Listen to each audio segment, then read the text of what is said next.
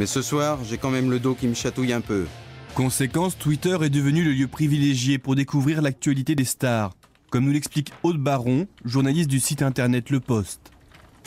Alors on peut apprendre des choses en exclusivité sur les stars parce que certaines stars ont compris l'intérêt de Twitter et privilégient certaines informations.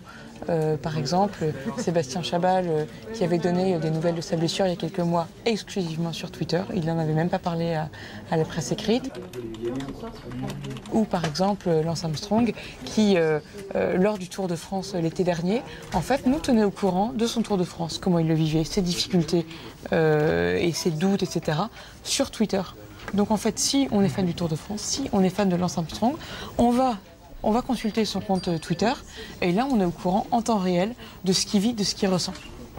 En moins de 4 ans, Twitter a su attirer des millions d'utilisateurs. Aujourd'hui, d'après les dernières estimations, il serait presque 40 millions à être inscrits. Mais qui se cache derrière cette fameuse entreprise ?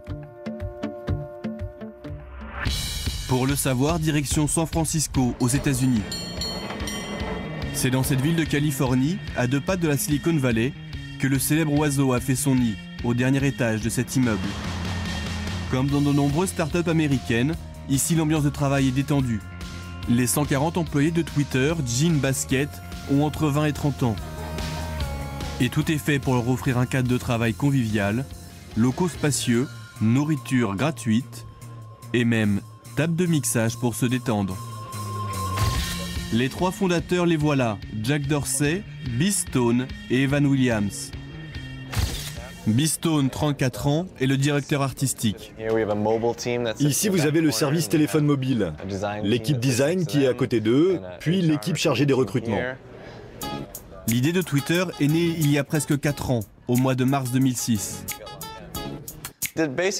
L'idée de départ, quand on a commencé, c'était « Peut-on créer une façon simple pour les gens de rester en contact avec les personnes qu'ils connaissent ?»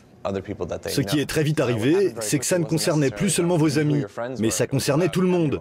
C'est devenu « Qu'est-ce qui se passe dans le monde? Qu'est-ce qui se passe près de chez moi ?» Cette année, nous commencerons à atteindre 1 milliard de recherches sur notre site par jour. Ça veut dire que de plus en plus de personnes demandent à Twitter « Qu'est-ce qui se passe en ce moment ?» Ils veulent savoir ce qui se passe. À travers l'usage des utilisateurs, Twitter s'est profondément différencié de réseaux sociaux comme Facebook. Alors que Facebook sert principalement à rester en contact avec ses proches, Twitter, lui, sert à rester en contact avec le monde. Nous ne sommes pas un réseau social, nous sommes un réseau d'information sur lequel vous vous connectez pour savoir ce qui se passe. Quand vous demandez aux gens de parler de l'actualité, ils ne le font pas nécessairement. Mais si vous dites seulement « Ne vous embêtez pas avec l'actualité, voici un outil, utilisez-le pour dire